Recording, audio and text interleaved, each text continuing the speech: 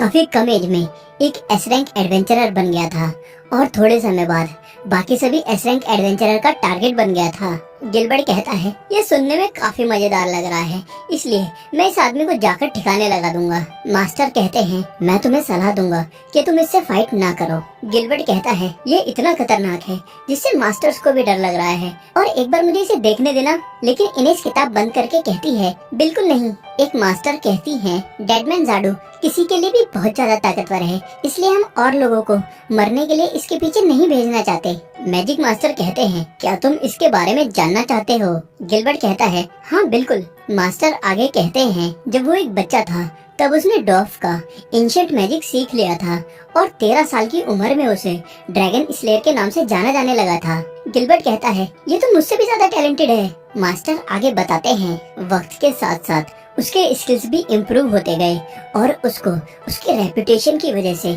बाकी देशों में भी जाना जाने लगा और वो सबसे बेस्ट एडवेंचरर बन गया। गिलबर्ट कहता है, ये सब सुन के तो डेडमैन फेरी टेल का हीरो लगता है। इनेस पूछती है, ऐसे आदमी के ऊपर टारगेट क्यों है? मास्टर कहते हैं, उसने अपने स्किल्स का हमेशा सही इस्तेमाल नहीं किया और ये तुम डॉक्यूमेंट्स में पढ़ भी सकती हो। इनेस पढ़ती है, इसने एक बार एक फैमिली के 36 लोगों का मर्डर कर दिया था। गिलबर्ट सरप्राइज होकर कहता है, इसने सही में आम लोगों का कत्ल किया है। फिर मास्टर्स बताते हैं, गिल्ड में कई लोगों ने कहा कि इसका एडवेंचरर लाइसेंस कैंसिल कर देना चाहिए, लेकिन डेडमैन जाडू ने गिल्ड में काफी कमाल के कारनामे किए हैं। जैसे एक बार उसने डिजास्टर लेवल के मॉन्स्टर को अकेले ही हरा दिया था और गलत सही देखे बिना उसे जो काम मिलता है वो काम करता है, बस उसे अच्छे पैसे मिलने चाहिए।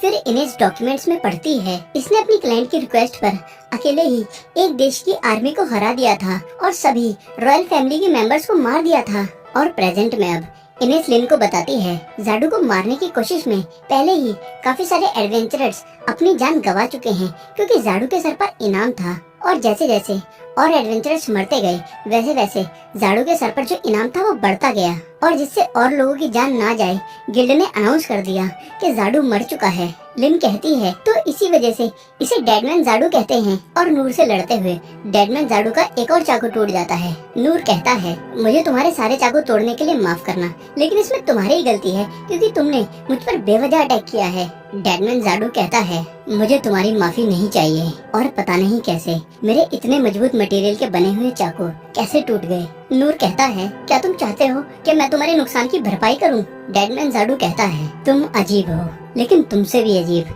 तुम्हारी तलवार है और एक अजीब आदमी के हाथ में एक अजीब तलवार। तो फिर मैं अब सेफ खेलूंगा। और डेडमैन जाडू फिर अपना टूटा हुआ वेपन हवा में फेंक देता है और फिर ये वेपन काफी सारे छोटे छोटे चाकू में ट्रांसफॉर्म हो जाता है और इन सभी को डेडमैन जाडू अपने स्किल का इस्तेमाल करके कंट्रोल कर सकता है। डेडमैन जाडू कहता है, सिल्वर क्रॉस तुम जितने चाहे उतने डिस्ट्रॉय कर सकते हो क्योंकि मैं और बना लूंगा। और डेडमैन जाडू फिर अटैक करता है सिल्वर क्रॉस से और नूर उन सिल्वर क्रॉस को पैरी करता है, लेकिन रोलो को बचाने की कोशिश में नूर को भी चोटें लगती जाती हैं। इनेस सोचती है, यहाँ पर कुछ ज्यादा ही सिल्वर क्रॉस हैं और अगर ऐसा ही चलता रहा तो ये दोनों मर जाएंगे, लेकिन मुझे खुद को संभालना होगा क्योंकि मेरी जिम्मेदारी है लेडी लिंडबर्ग को प्रोटेक्ट करना। और नूर के बारे में सोचकर इनेस लेडी लिंडबर्ग से कहती है, क्या मैं आपको यहाँ छोड़कर बैटल में नूर की मदद करने जा सकती हूँ? और काफी सारे डिवाइन क्रॉस जब नूर को हिट करने ही वाले होते हैं तभी इनेस डेडमैन जाडू पर अपनी डिवाइन शील्ड से अटैक करती है और इस वजह से डेडमैन जाडू का सिल्वर क्रॉस पर से कंट्रोल कम हो जाता है और नूर वो अटैक पैरी कर लेता है। और फिर अगले अटैक से रोलो को प्रोटेक्ट करने के लिए नूर अपनी बॉडी से रोलो को कवर कर लेता है, लेकिन नूर को जब कोई भी सिल्वर क्रॉस नहीं लगता तो वो पलट के देखता है कि इनेस ने अटैक को ब्लॉक कर लिया है और इनेस फिर डेडमैन जाडू पर डिवाइन शील्ड से अटैक करती है। और नूर सोचता है, डिवाइन शील्ड भी तलवार की तरह काम कर सकती है, लेकिन ऐसा नहीं लग रहा कि कोई भी डिवाइन शील्ड डेडमैन जाडू को हिट कर पाएगी। इनेस कहती है, नूर अगर हम ऐसे ही लड़ते रहेंगे तो कोई फायदा नहीं है, इसीलिए मैं डिफेंस करती हूँ और तुम अटैक करना। नूर सोचता है, ब्लेड्स का झुंड हम पर बरस रहा है, हालांकि मैंने अपने पास्ट में इससे तेज मूव करने वाले बर्ड को हिट किया था। और तभी नूर के दिमाग में आइडिया आता है कि वो मेंढक के पंजों का इस्तेमाल करेगा और कहता है,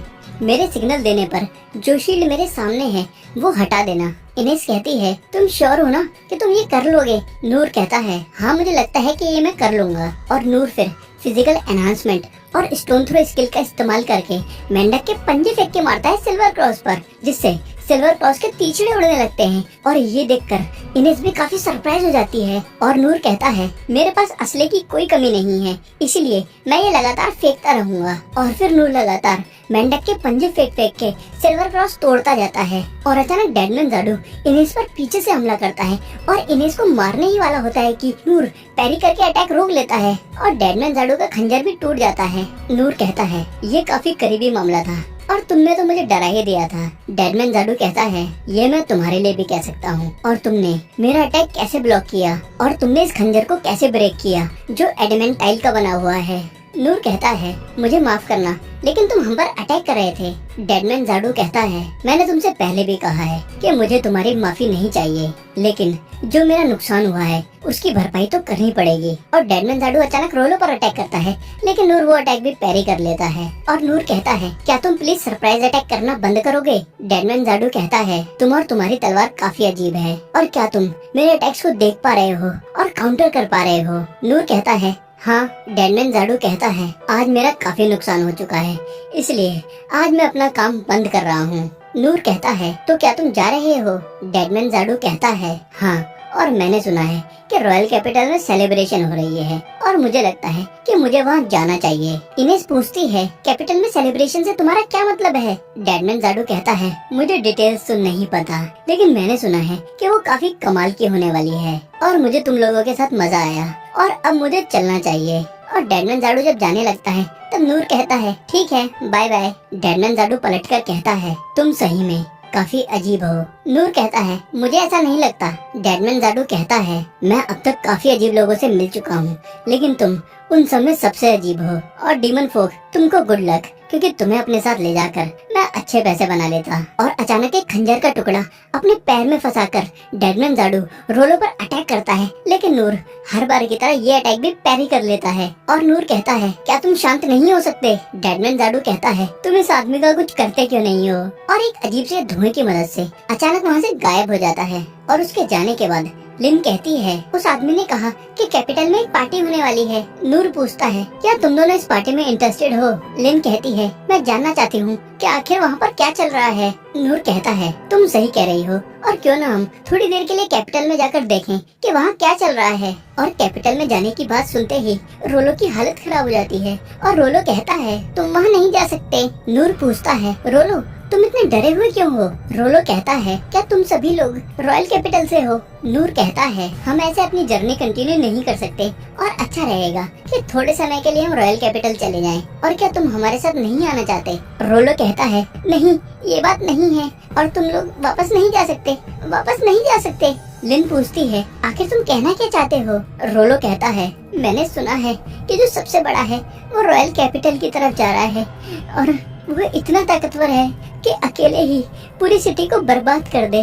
और वो ये भी कह रहे थे कि ब्लैक डेथ ड्रैगन तो इसके सामने कुछ भी नहीं है। नूर पूछता है इस सब का क्या मतलब है। और रोलो को ऐसे डरा हुआ देखकर लिन कहती है इनेस हमें अभी वापस रॉयल कैपिटल में चलना चाहिए, और लगता है कि वहाँ पर सिचुएशन काफी अर्जेंट है। और सेंसे आपको इस बात से कोई दिक्कत तो नहीं है। नूर कहता है नहीं मुझे कोई दिक्कत नहीं है। इनेस कहती है हम वापस नहीं जा सकते। लिन कहती है मैं जानती हूँ कि मेरे बड़े भाई ने कहा है कि रॉयल कैपिटल के साथ कुछ भी हो तुम मुझे लेकर मिथिला चली जाओ। इनेस पूछती है आपको ये सब कैसे पता। लिन कहती है क्योंकि मैं उनकी छोटी बहन हूँ और मैं जानती हूँ कि वो कैसे सोचते हैं, और हमें वापस जाकर अभी उन्हें बताना चाहिए कि उनके सर पर कितना बड़ा खतरा है। और तुम्हें वो स्टोरी पता है ना कि कैसे डीमन फोक ने अपना होमलैंड खोया है, और अगर हम अभी भाग जाएंगे तो हमारे साथ भी ऐसा ही होगा। इनेस कहती है ठीक है अगर आप ऐसा चाहती हैं तो हम रॉयल कैपिटल वापस जाएंगे, लेकिन किसी भी सिचुएशन में आप मुझसे दूर नहीं जाएंगी। और नूर फिर रोलो से कहता है रोलो अगर तुम हमारे साथ नहीं आना चाहते